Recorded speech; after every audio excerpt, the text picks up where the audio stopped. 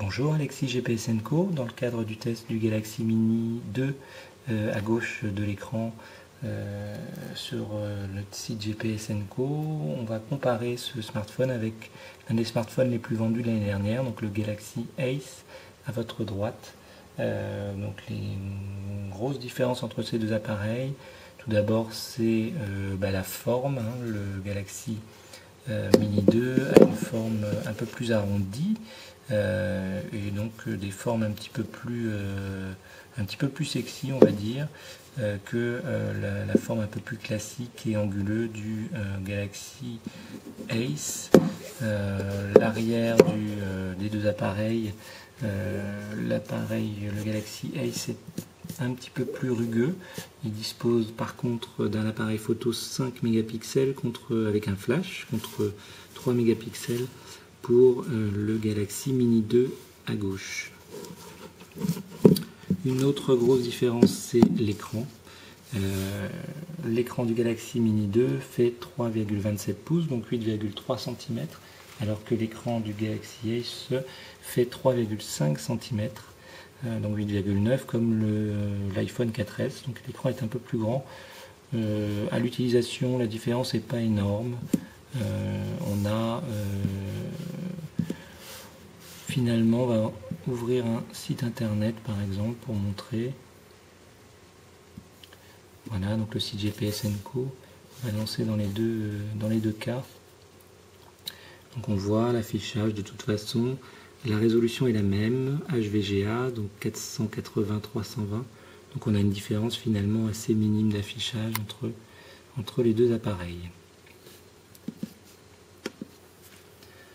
La qualité de cet écran côté Galaxy Mini 2 nous a un peu déçus. Donc là, côté luminosité, on voit que la luminosité est à peu près la même sur les deux écrans. Par contre, je vais lancer une photo.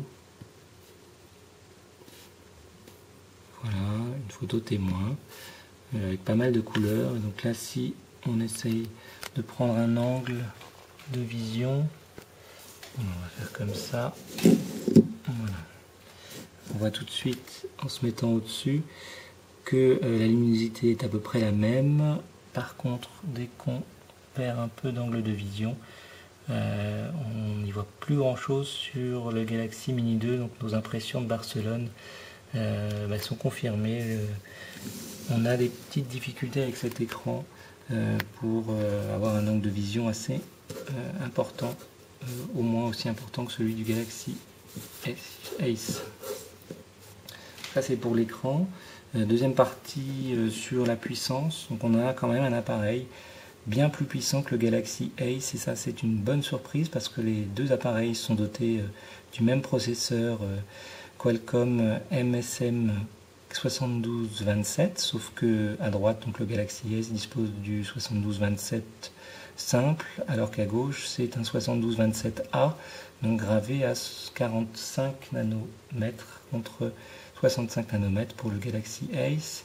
Et finalement ça change tout, puisque si on prend quelques tests au hasard, donc on a réalisé pour le site GPSN Co, donc vous trouverez le détail de tous ces tests sur le site GPSN Co, dans le test du Galaxy Mini. Donc sur le test, l'application Antutu, on obtient 2635 pour le Galaxy Mini 2, et sur le Galaxy Ace, voilà, on obtient 1630, donc 1000 de différence. On voit que dans tous les domaines, le Galaxy Mini 2 est supérieur, notamment en accès disque, ce qui est logique, ce qui peut paraître logique, puisque le Galaxy Mini 2, une de ses grandes forces également, c'est sa mémoire, puisqu'il dispose par défaut de 3 Go de mémoire de stockage. On va aller regarder ça dans l'appareil.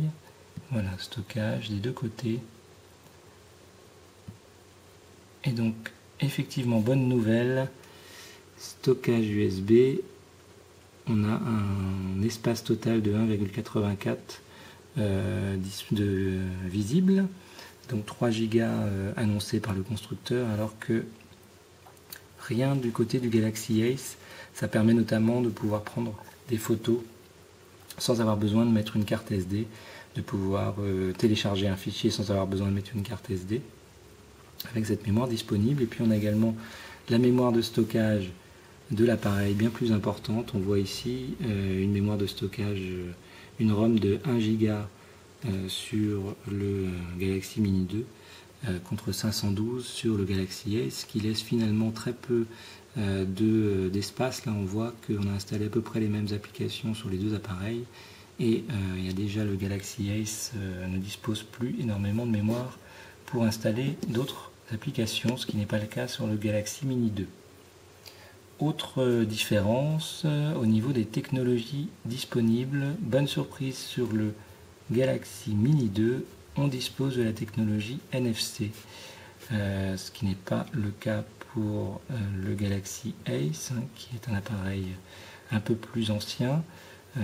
Côté Wi-Fi, Bluetooth, les deux appareils se valent, pas rencontrer de difficultés dans les deux cas. On regrette sur les deux appareils, et notamment sur ce nouveau Galaxy Mini 2, de ne pas avoir de réglage automatique de la luminosité.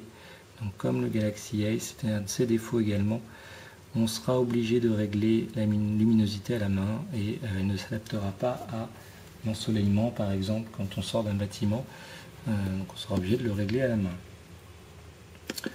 L'interface, alors on va vous parler un petit peu de l'interface. L'interface téléphonie est la même, c'est un sans faute dans les deux cas. Le clavier est d'une bonne taille pour des petits doigts, même malgré la taille de l'écran. Voilà, on a les journaux, les contacts ici, et les favoris. Donc on a tout ce qu'il faut pour pouvoir téléphoner correctement, pas de ralentissement constaté sur le Galaxy Mini 2. L'interface TouchWiz mise à disposition par Samsung est plus évoluée sur le Galaxy Mini 2 que sur le Galaxy Ace. Donc le Galaxy Ace ici disposait d'une interface identique au premier Galaxy S, donc l'interface TouchWiz 2.0, alors que sur le Galaxy Mini 2 on dispose de la même interface que sur le Galaxy S2, ce qui est une interface bien plus évoluée. Donc, par exemple, on voit ici, comme sur le Galaxy S2, pour ceux qui connaissent, le menu d'accès au widget qui est spécifique, voilà, alors que sur le Galaxy Ace, comme sur le Galaxy S premier du nom, c'est l'interface standard. On dispose toujours d'une barre de notification Android avec des raccourcis pour avoir accès au réseau sans fil plus rapidement.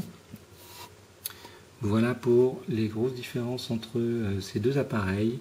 Vous pouvez retrouver cette vidéo et le test du Galaxy Mini 2 sur le site GPSNco, www.gpsnco.com. Voilà, n'hésitez pas à vous abonner à notre chaîne YouTube, ça aide le site. À bientôt.